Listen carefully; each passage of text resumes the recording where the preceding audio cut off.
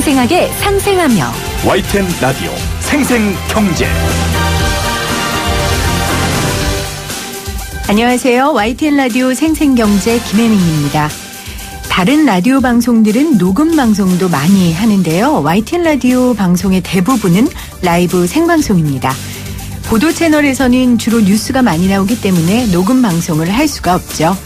뉴스라는 건 따끈하고 신속하고 정확해야 하니까요. 특히 요즘같이 하루에도 몇 번씩 큰 사건이 터지는 상황에서는 더욱 그렇습니다. YTN 라디오 생생경제 역시 매일 생방송으로 진행됩니다. 오늘은 특히 정말로 생생한 라이브 현장을 1부와 2부에서 연결하려고 하는데요. 지금 국민연금 관련한 공청회가 열리고 있습니다. 많은 사람들이 참석해서 열기도 뜨겁고요. 또 시위하는 분들도 계신다고 해요. 현장 연결해 보고요. 2부에서는 터키 현지 연결해서 터키의 경제 상황, 시민들의 반응 들어보도록 하겠습니다. 2018년 8월 17일 YTN 라디오 생생경제 지금 시작합니다.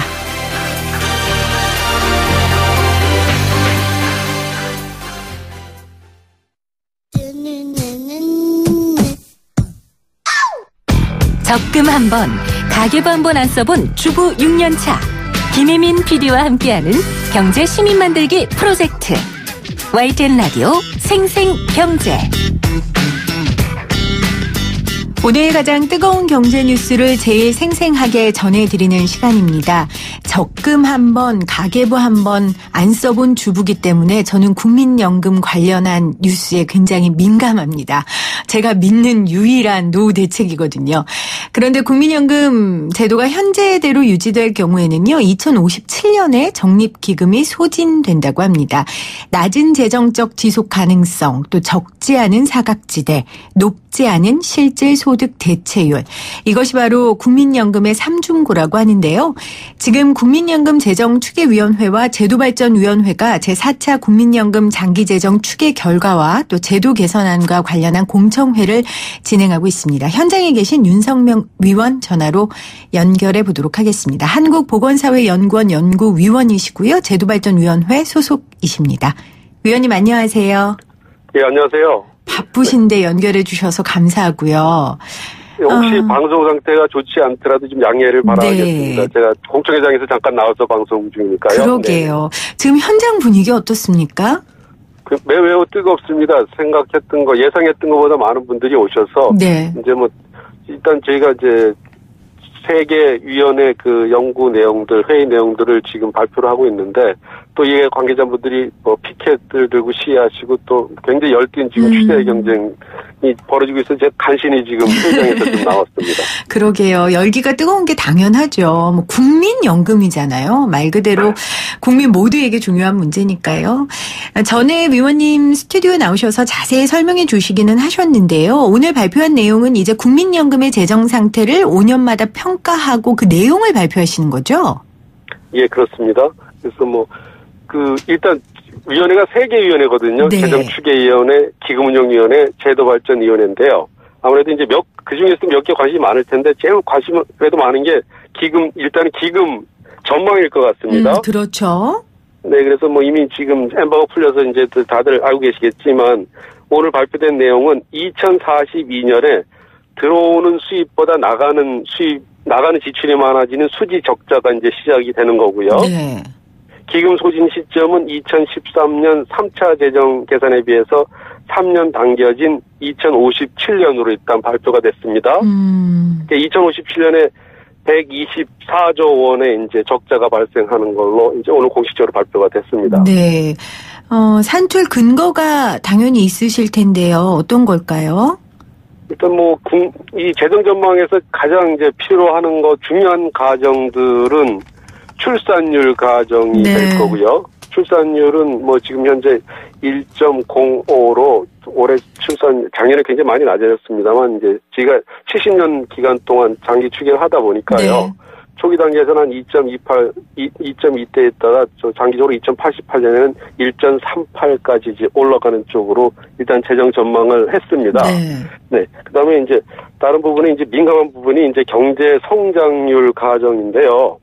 이제 3차 재정 계산에 비해서는 경제 성장률 가정치를 좀 많이 낮췄습니다. 그래서 최근에 저성장 추세를 반영해서요. 그래서 평균적으로 경제 성장률은 한 0.8, 1.1 정도 되는 걸로 일단 전망을 했고요. 그다음에 기금 투자 수익률은 뭐 지금 여러 가지 이제 논란이 있겠지만 저희가 장기적으로 평균적으로 한 4.5% 전망을 했습니다. 네. 또 하나 여기 큰 영향을 미치는 게 뭐 태어난 신생아 출산율도 그렇겠지만 앞으로 얼마 동안 사실 건가, 얼마 동안 영업 받으실 건가 그 부분 아니겠습니까? 그렇죠. 그래서 지금 올해 기준으로는 우리나라 평균 수명이 81세인데요.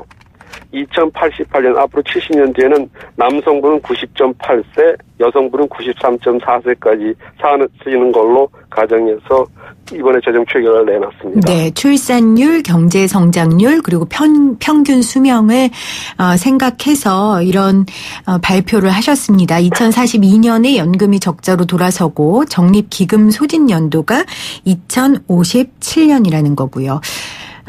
제가 여러 차례 물어보는데 제가 믿음이 없어서요, 위원님. 성주 재정추계위원장도 2057년에 기금이 고갈돼도 연금 못 받는 일은 없을 것이다라고 단언했습니다. 정말 믿어도 되지요? 오늘 제가 다른 또 언론사하고도 인터뷰하면서 그런 말씀을 드렸었는데, 네. 이제 그 기금 소진된다 그러면 이게 기금 적립금이 없으니까 그때 내 나이가 언제지 몇 살이지 하면서 이제 막 생각을 하실 거 아니에요. 네네. 그리고 또 아주 젊은 층에서는 더 불안이 많을 거고요. 그런데 이걸 이런 식으로 생각하시면 될 것 같아요. 어느 나라나 어느 집안이나 문제가 조금 생기는 걸 계속 숨기고 얘기를 안 하면 그게 결국 골마 터져서 수습하기 어려워지지 않지 않습니까? 네. 지금 국민연금 관련해서는 5년마다 굉장히 논란이 많음에도 불구하고 정부에서 위원회를 꾸려서 네. 지금의 국민연금 재정 상태가 어떻다, 건강 상태가 어떻다 밝히고 있지 않습니까? 그러니까 이런 배경은 지금 재정 추계를 해보니까 2057년쯤에 기금 소진이 된다. 그래도 약간 39년, 40년 남았지 않습니까? 네.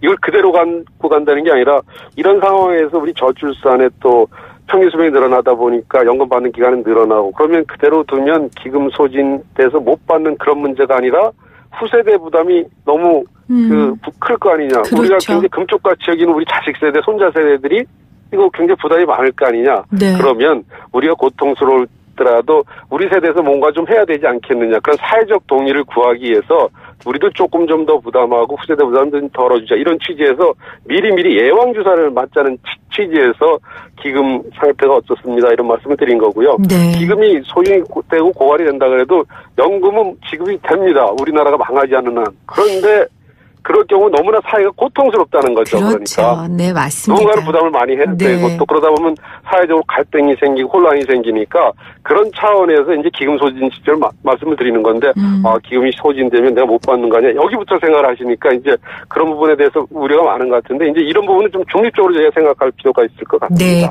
확실하게 받을 수 있다는 전제 조건이 되면 당연히 미래 세대를 위해서 우리가 헌신하고 희생할 수 있는 방법들을 고민할 것 같아요. 근데 이제 아예 못 받는다고 생각하면 일단 그 미래 세대까지 생각할 여유가 없는 건 현실입니다. 의원님.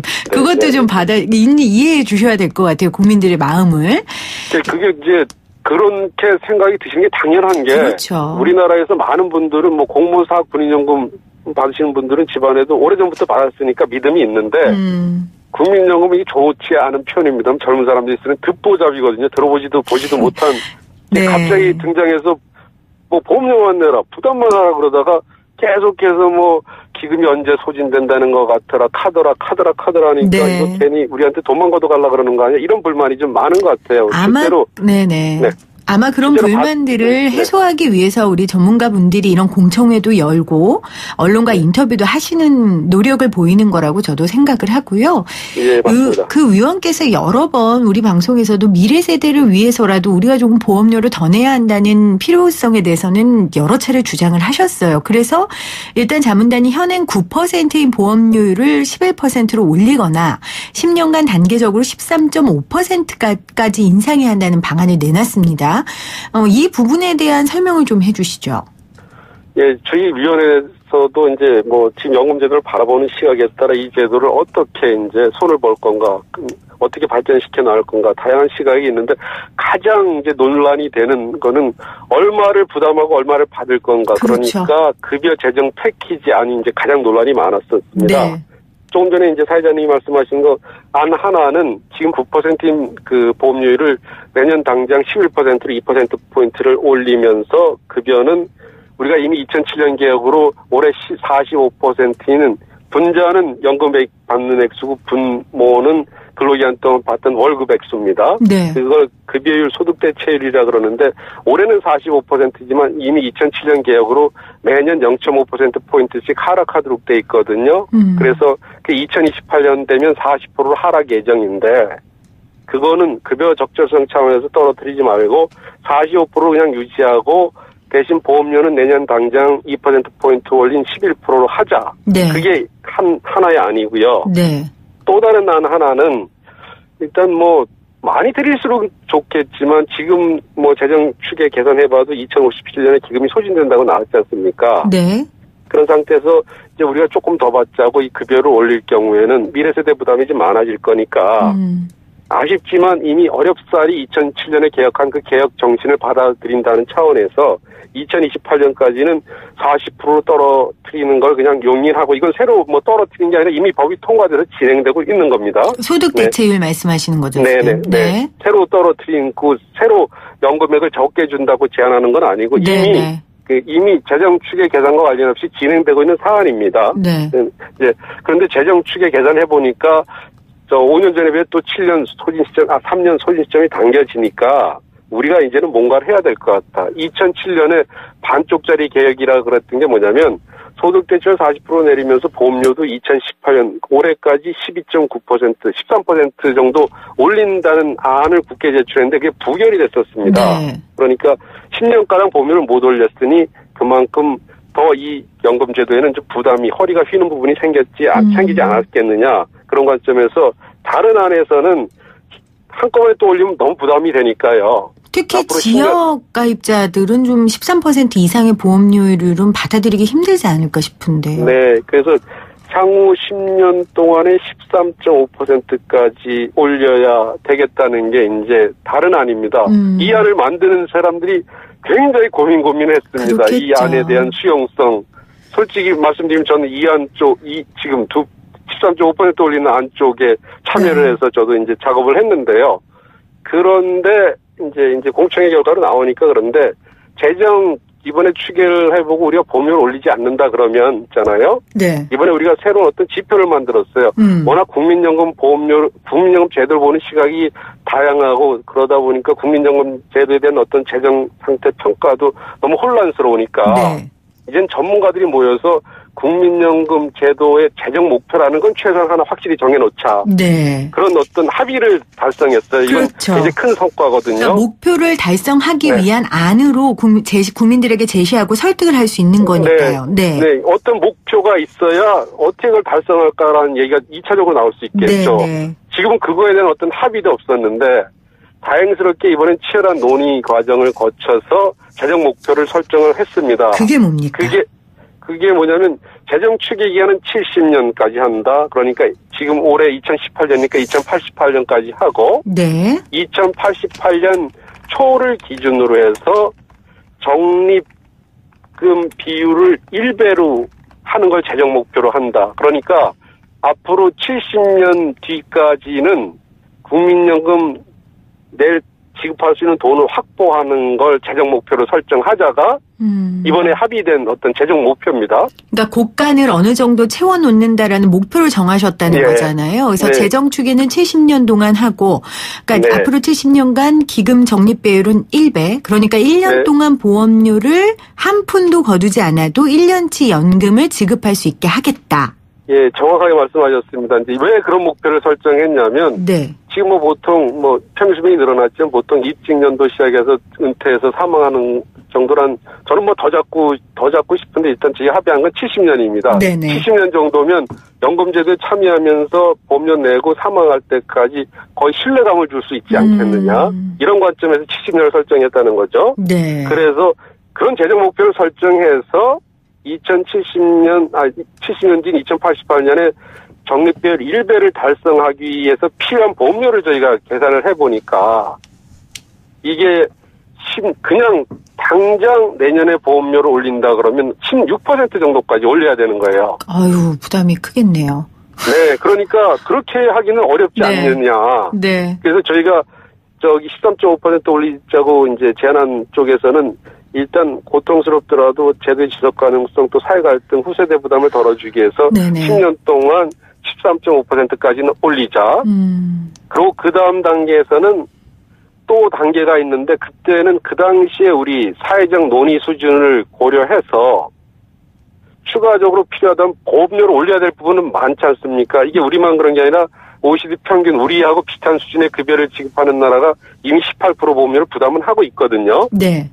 그러니까 13.5까지 올린 뒤에 2034년 이후에 세 가지 정책적인 또 대안을 추가로 제시를 했습니다. 저희는. 네.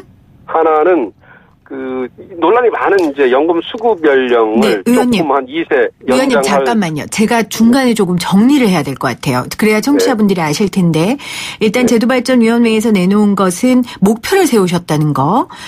그 목표에 대한 설명을 해 주셨고요. 일단은 그 목표를 세우기 위한 안을 두 가지 제시하셨어요. 11% 일단 보험료를 내년에 당장 11% 올리는 방안 그리고 두 번째 안은 13.5%까지 내년부터 10년간 단계적으로 올리는 방안 두 가지를 내놓으셨어요. 그렇죠? 지금까지 그 말씀을 맞습니다. 해주셨고 정책적으로 세 가지를 내셨다고요. 그 말씀 지금 하시면 될 것 같아요. 그러니까 이제 이건 두 번째 안에만 해당되는 겁니다. 네네. 그러니까 13% 단계적으로 올리는 방안이에요. 13.5%까지는 10년 동안에 올리는데 이게 아까도 말씀드렸지만 재정 목표를 달성하기 위해서는 16% 정도 보험료를 올려야 된다 그랬잖아요. 네. 근데 우리가 16%까지 올리는 안은 제시를 안 했지 않습니까? 네. 그러니까 13.5까지는 올린 뒤에 그걸 2034년 이후에 두 번째 또 어떤 노력이 필요한데 그 두 번째 노력은 한 세 가지 정책 조합 중에서 그다음 국민적 합의를 통해서 한번 도출해보자 이런 제안을 했다는 겁니다. 네. 중간 정도 그러니까 2034년까지 일단 올리고 국민적 합의를 통해 다시 한번 재점검해보자.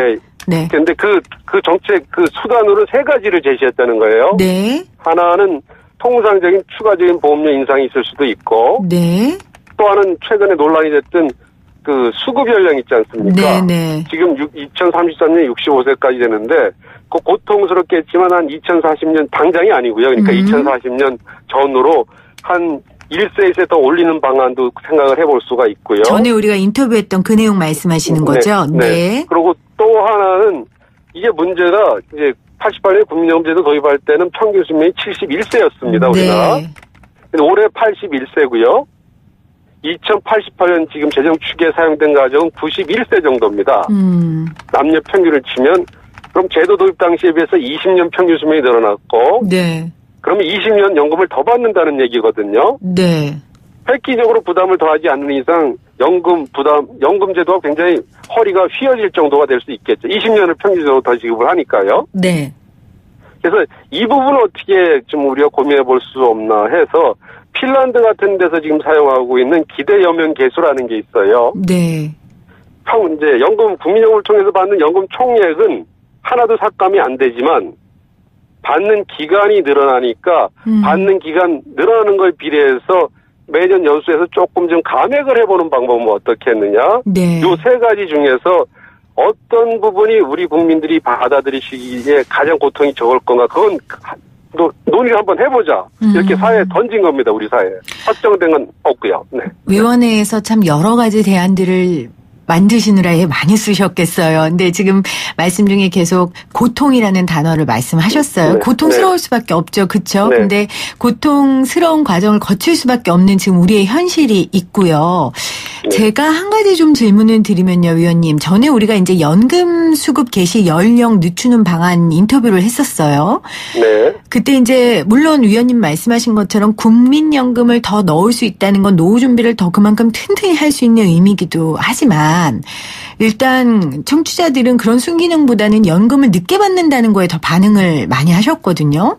네, 그렇습니다. 이 부분은 이번에 공청회 때 말이 이야기가 있었나요? 이 수급 아까 전에 이제 그 안 중에 하나로 넣으신 거 말고 그 안 중에 하나 넣으신 거 정도인가요? 네, 그렇습니다. 이제 이렇게 정부에서 자꾸 확정되지 않았다고 이제 얘기가 나오는 건 뭐냐면 지금 공청회 하는 안은 전문가 중심 보건복지부 장관 자문위원회에서 전문가들이 1년 동안 논의해서 나온 결과입니다. 네네. 여기서 논의되는 내용에 대해서 오늘 공청회를 하잖아요. 네. 저는 지금 인터뷰를 하느라고 지금 여기 내려와 있는데 지금 막 시끄러울 겁니다. 토론하느라고. 네. 네. 이게 말이 되느냐 뭐 이런 식으로 지금 시끄러울 거 아니겠어요? 네. 그러면 그런 것들 종합적으로 반영해서 정부에서 9월 말까지 국민연금 종합우정계획안이라는 걸 만드는데 네. 그때서야 정부안이 이제 확정이 되는 겁니다. 그리고 이번에 수급 개시 연령을 1년, 2년 연장하는 것도 위원회 안에 두 가지 복수안이 있는데 다른 한 안에는 그런 얘기 없고 다른 한 안에 그것도 검토해 볼 수 있다는 정도로 들어가 있다는 겁니다. 네, 이제 국민들은 그게 가장 피부에 와닿는 내용이니까 반응을 뜨겁게 한 건데 사실 여러 안들 중에 복수의 안에 하나 들어가 있는 거라는 말씀이시죠? 복수 안에서도 그렇게 꼭 하겠다는 게 아니라 세 가지 정책 조합 중에서 우리 거죠. 국민분들이 느끼시기에 덜 고통스러운 쪽으로 네. 우리가 합의를 해보자 이런 취지라는 거죠. 네. 또 하나는 지금 우리 위원님이 여러 차례 강조하셨던 미래 세대의 보험료 부담을 분산시킬 수 있는 방안이요. 노동시장에 잔류하는 여성이나 노인에 대한 인센티브 지급, 연금 재정의 세금 투입 등이 제시됐다고 하는데 이 부분도 좀 설명을 해 주실 수 있을까요? 지금 그 부분은 모르겠습니다. 지금 언론 보도에 어떻게 됐는지는 모르겠지만 네. 이제 그 일한 쪽에서는 아무래도 보험료를 적게 올리니까 급여는 40%로 떨어질 걸 5%포인트 상향 조정하면서 보험료는 네. 다른 안에 비해서도 적게 부담하니까 네. 어떤 다른 대안들을 고려해봐야 되지 않겠습니까? 네. 네, 그런 관점에서 좀 생각해 볼 수 있을 텐데 일단 여성 경제활동 참가율이 우리가 다른 나라에 비해서 OECD 회원국에 비해서 낮은 건 사실입니다. 네. 이제 그런데 그런 부분들은 일단 제가 알기로는 3차 재정 예산 때 지금 현실적으로 많이 반영을 한 걸로 알고 있습니다. 네. 그런데 이제 다른 한 가지는 이제 이거를 지금 단계에서 말씀드리면 또 이게 굉장히 이상하게 받아들일 수는 있는데 저 OECD 회원국 다른 나라에서는 연금 소득에서도 소득세를 좀 부과하는 측면이 있거든요. 네네. 그래서 저희 조안 중에 제가 소속된 안은 그런 재정은 한 건 아닌데 다른 안에서는 보험료를 적게 내는 대신에 그런 소득세라든가 다른 부분을 통해서 보험료뿐만이 아닌 다른 어떤 재원을 통해서 보험료 인상은 최소화하면서 네. 재원을 마련해보자. 이런 또 생각을 갖고 있는 것 같습니다. 위원님 말씀 주신 것처럼 결정된 내용은 아닙니다, 여러분. 근데 저희가 결정되지 않았지만 이렇게 계속해서 언론을 통해 보도해야 여러분들도 어떤 안이 좋을지 생각하시고 위원님이 말씀하신 것처럼 고통을 최소한 줄일 수 있는 방안들을 우리가 국민적 합의를 통해 할 수 있습니다. 그래서 결정되지 않았지만 생생경제에서 여러 차례 이 관련된 뉴스들을 다루고 있습니다. 위원님 오늘 그 공청회 중간에 너무 감사하고요. 다시 들어가 보셔야죠. 예. 네, 감사합니다. 지금까지 윤석명 위원이었습니다. YTN 라디오 생생경제에서 여러분께 드리는 선물입니다. 밀리의 서재에서 전자책을 자유롭게 읽을 수 있는 3개월 무료 이용권을, 한국경제신문에서 다양한 경제서적을, 나도 읽고 싶다. 100% 영미권 1:1 프리미엄 화상영어 클라소에서 1개월 이용권을, 나도 공부하고 싶다. 무더운 여름 강한 햇빛에 지친 내 피부를 살려줄 주식회사 테미스의 테미스 센텔라 탄산팩 세트까지 퀴즈를 맞히시는 분들께 추첨을 통하여 선물을 마구마구 보내드립니다. 이 푸짐한 선물을 받으실 수 있는 방법입니다. 지금부터 제가 내는 퀴즈 잘 들으시고요. 샵 0945 우물정 0945로 문자 보내주세요. 오늘의 생생 퀴즈입니다. 미국과의 외교 갈등으로 터키의 리라화 가치가 급격하게 폭락했는데요. 그러면서 저렴한 가격에 터키 물품을 살 수 있다는 정보가 떠돌아서 터키 직구에 대한 열풍이 거세졌습니다. 하지만 싼 가격에 혹했다가 관세에, 부가세에, 거기다 배송료까지 더해지면 오히려 국내보다 더 비싸질 수 있다는 점 유의하셔야 되고요. 저희가 이 퀴즈를 내는 이유, 잠시 후에 터키 현지에 있는 박병률 기자와 전화 연결해서 더 자세한 이야기 들어보려고 합니다. 자, 여기서 생생 퀴즈 나갑니다.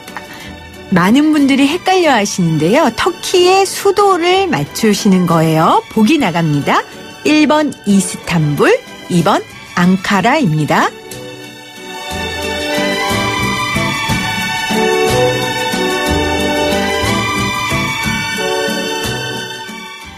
많은 분들이 헷갈려 하신다는 말이 힌트입니다. 1번 이스탄불, 2번 앙카라. 여러분들의 정답 기다리면서 저는 2부에 다시 올게요. 생생하게 상생하며 YTN 라디오 생생경제는 방송통신위원회의 방송통신발전기금을 지원받고 있고요. 포스코와 함께합니다.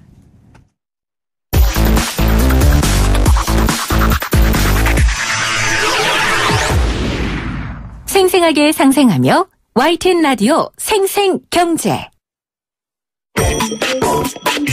나만 몰랐던 경제 이야기. 이것도 경제야? 매주 금요일 한 주간의 생생경제의 문을 닫아주는 분입니다. 금요일 마지막 시간을 함께해 주시는 분이죠. 생생경제 경제과외 선생님 박병률 기자, 오늘은 전화로 연결합니다. 기자님. 네, 여보세요. 안녕하세요. 네, 안녕하세요. 오늘 우리가 전화로 연결하는 이유가 있죠? 네. 지금 어디세요? 네, 이스탄불입니다. 터키 이스탄불 가셨어요. 지금 거기 몇 시예요?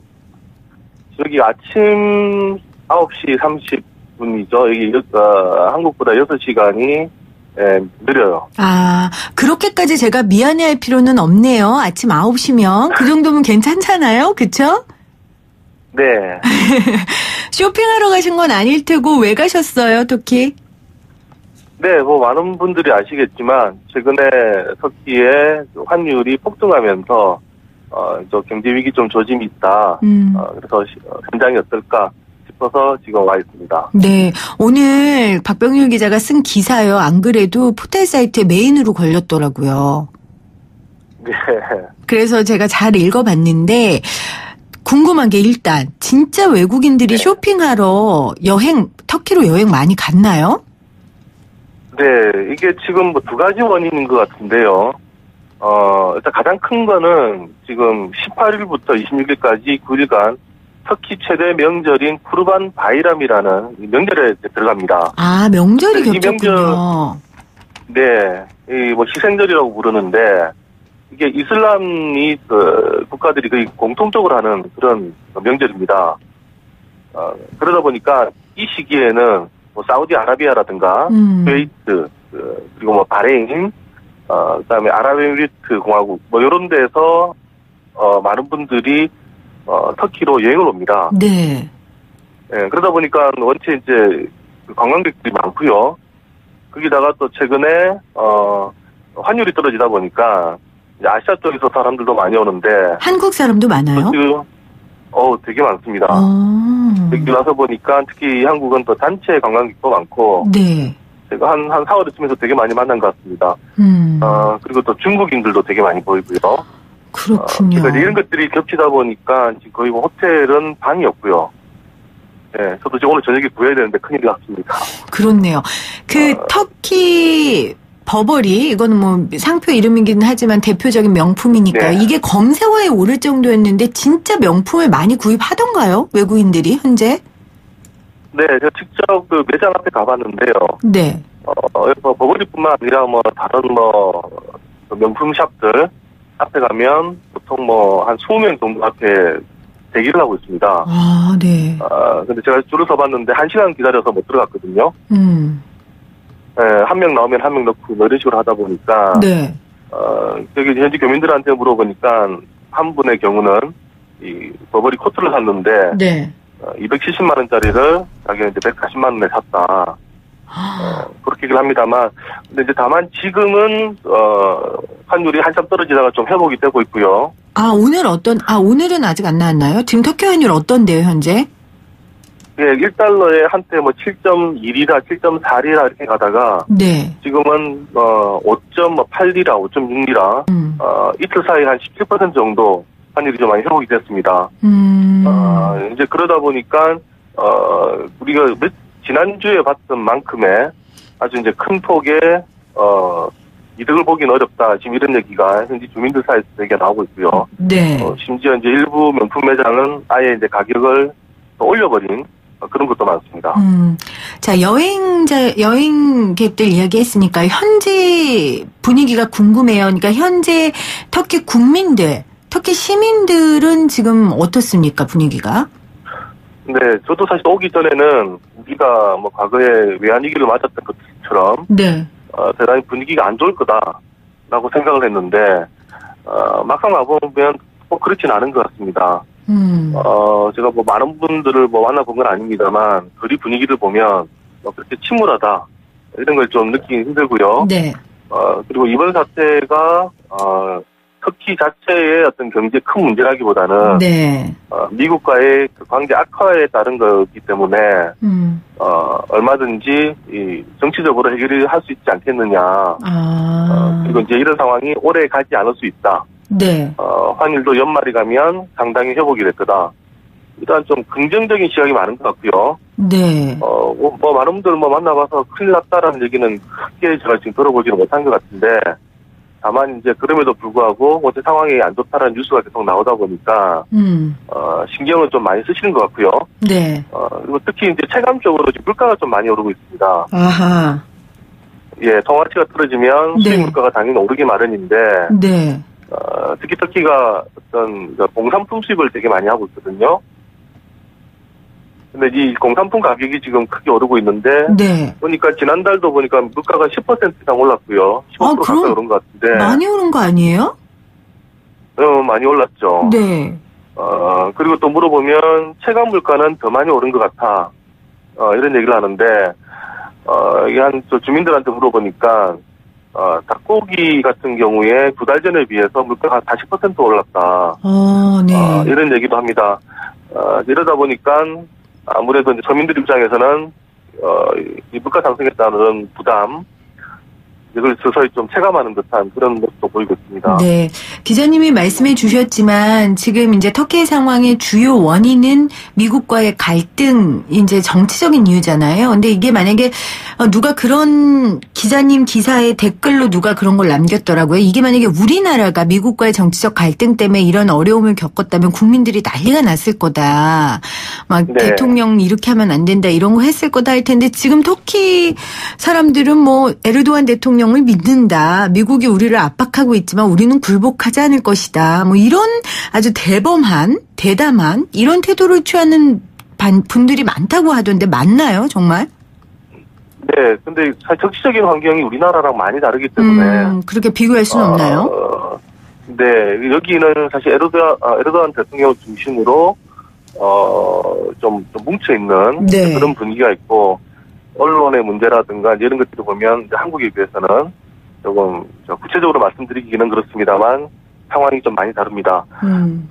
그리고 또 대통령에 대한 지지 그리고 정치 체제 이런 것들이 많이 민주화된 우리랑은 좀 많이 다른 부분들이 있어서 일단 외부에서의 어떤 공격에 대해서 내부가 좀 덜덜 뭉치는 이런 모습도 있고요. 네네. 또 아무래도 여기가 또 무슬림의 나라다 보니까. 또 이쪽 시각에서 보는 또 미국에 대한 눈 이런 것들이 또 우리랑도 좀 다른 것도 있습니다. 그러다 보니까 어제 카타르였나요? 거기서 이제 터키를 돕겠다. 네. 이런 얘기를 하는데 터키가 구분상으로 보면 때로는 유럽으로 속하기도 하고요. 또 때로는 중동으로 속하기도 하거든요. 네. 그리고 지금 아까 말씀드린 것처럼 여기 대부분 관광객은 또 중동 사람들이고. 그러다 보니까 이제 미국과의 관계 악화는 또 중동과 또 친해지는 또 이런 또 결과를 불러오는 것 같기도 하고요. 네. 근데 우리가 그냥 한국에서 생각할 때의 그런 그 정서라든가 국제 역학 관계가 상당히 좀 많이 다른 것 같습니다. 많이 달라서 저는 이제 터키 현지인들의 그런 낙관적이고 대담한 태도가 좀 이해가 안 가는 걸 텐데 전문가들은 이 사태를 어떻게 예견합니까? 지금 터키 시민들처럼 잘 될 거예요. 이거 정치적 문제만 해결되면 경제 위기 금방 극복할 거예요. 전문가들도 그렇게 판단합니까? 사실 전문가들도 지금 다 다른 것 같습니다. 터키 전문가들은 아까 말씀드렸던 일반적인 시민들은 그러니까 크게 다르지 않은 것 같고요. 네. 근데 이제 다만 역시 변수가 미국 트럼프 대통령과의 관계가 어떻게 갈 거냐. 네. 근데 여기서 한 시민들이 예를 드는 것 중에 재미있는 것 하나가 2016년 러시아 사태를 얘기를 많이 하더라고요. 네. 2016년에 러시아 전투기가 격추가 되면서 러시아랑 터키 관계가 상당히 안 좋습니다. 거의 아주 악화가 됐었는데 그게 어느 날 그 단판으로 이게 또 결정이 됩니다. 그래서 지금은 2년밖에 안 지났습니다만 또 관계가 또 아주 지금 좋은 관계로 변했는데 네. 이런 것처럼 지금 정치 체제도 우리랑 좀 다르고 이런 상황에서 아주 강력한 힘을 가지고 있는 대통령이 의지만 가지면 얼마든지 협상을 할 수가 있는 것 아니냐. 이렇게 좀 낙관적으로 보는 분들이 많은 것 같고요. 네. 특혜라는 데가 이제 전략적 조충기입니다. 네. 미군도 여기 이제 주둔을 하고 있는데 네. 미군이 대중동 정책을 펴는 가장 앞에 있는 나라입니다. 네. 그러다 보니까 미국이 계속 압박을 하더라도 아주 상황이 극단적으로 가지는 않을 거다. 네, 이런 생각도 많이 가지고 있는 것 같고요. 네. 이제 다만 많은 분들이 생각하는 게 아까 말씀드린 것처럼 18일부터 긴 휴가가 들어가는데 일단 롯데는 뭐 금융도 거의 정지가 되고 아무것도 움직이지 않습니다만 요거 끝나고 나서 어떤 큰 변화가 있지 않을까. 미국과의 관계가 개선이 되든 아니면 더 악화되든 변곡점이 있을 거다. 그렇게 보는 시각이 많습니다. 네. 그리고 물론 여기서는 이제 많은 주민들이 미국과의 관계 악화 이걸 또 근본적인 원인을 들기는 합니다만, 네. 우리가 뭐 국내에서도 많은 분들이 알고 계십니다만 보면 터키 자체가 경제가 그렇게 좋은 편은 아니었거든요. 그렇죠. 기초 체력이 그렇게 뭐 이렇게 센 나라는 아니잖아요. 네, 만성적인 무역 적자에다가 재정 적자, 이른바 지금 쌍둥이 적자가 계속 심했고요. 일단 어쨌든 다른 나라에서 지금 빚을 빌려와서 경제를 계속 지금 만드는 그런 구조였기 때문에 네. 어떤 면에서는 미국과의 관계 약화는 일종의 좀 트리거가 된 거고 그런 면에 봤었을 때는 미국과의 관계가 회복이 되더라도 네. 빠른 시일 내에 경제가 재개도록 하기는 힘든 것 아니냐라는 또 시각도 많은 것 같습니다. 네. 한인들의 피해가 있을까 뭐 이런 걱정도 됩니다. 한인 사회 표정도 좀 전해주시죠. 네. 아무래도 이 나라의 통화가치가 자꾸 변동이 심하다 보니까 한인들 중에서도 표정이 엇갈릴 수밖에 없는데요. 네. 먼저 터키에 사시면서도 리라화가 아닌 우리 원화라든가 유로화로 결제하는 분들은 아주 유리해졌습니다. 뭐 리라 가치가 폭락을 하다 보니까 같은 돈의 원화를 가지고 있더라도 우리 가치가 2배 정도로 이렇게 됐거든요. 네. 예를 들면 1년 전에 1리라당 원화가 320원이었는데 지금은 이제 1리라당 원화가 170원까지 지금 떨어져 있습니다. 우리 원화가 지금 강세를 보이고 있다는 얘기인데 네. 여기 사는 분 얘기를 들으니까 한 달에 5,000리라의 월세를 내는 분이 계신데요. 이게 이제 1년 전에는 우리나라 돈으로 환전을 하면 160만 원 정도가 됐는데 지금은 한국 돈으로 계산하면 85만 원밖에 안 된다. 네네. 그러니까 월세 160만 원짜리 월세가 지금 85만 원으로 바뀌었으니까 네. 상당히 여유가 생기신 거죠. 네. 그리고 뭐 가서 뭐 프랜차이즈점에서 커피 한 잔 그리고 햄버거 세트를 먹더라도 예전에는 햄버거 세트 하나에 우리 돈으로 환산하면 3,700원, 4,000원 하던 게 지금은 2,000원밖에 안 느껴지니까 물가 없이 싸졌다. 그래서 이제 이런 분들은 좋으신 거고요. 네. 이제 반대로 여기서 이제 사업을 오래 하시기 때문에 그렇죠. 리라화로 결제를 하시는 분들이 계십니다. 네네. 이분들은 아주 힘들어진 거죠. 그렇겠네요. 리라로 받아서 결국 이걸 가지고 우리나라 돈으로 환전을 해야 되는데 네. 그러면 수익이 거의 절반 가까이 줄어들게 되고요. 특히 여기 이제 특히 진짜 우리 기업들도 많습니다. 뭐 삼성전자, LG전자, 뭐 웬만하게 그다음에 심지어 CGV까지 나와 있거든요. 우리가 말만 하면 알만한 그런 기업들인데 네. 이런 기업들이 여기서 사업을 했을 경우에 그걸 가지고 우리나라 돈으로 바꾸게 되면 아무래도 수익이 줄어들게 나오니까 네. 영향을 받을 수밖에 없고요. 실제 지금 우리 기업들 중에 일부 기업은 특히 투자한 기업은 최근에 주가가 상당히 약세를 보이고 있습니다. 네. 오늘 YTN 라디오 생생경제 경제과외 선생님 박병윤 기자가 터키 현지에 계세요. 그래서 전화 연결을 좀 고르지 못한 점들은 여러분들이 좀 이해를 해 주시고요. 기자님 언제 오세요? 아직 정확한 기분 아직까지 결정이 안 됐습니다. 회사에서 아직 오지 말래요? 그러면 어떤 것들 더 취재하실 계획이세요?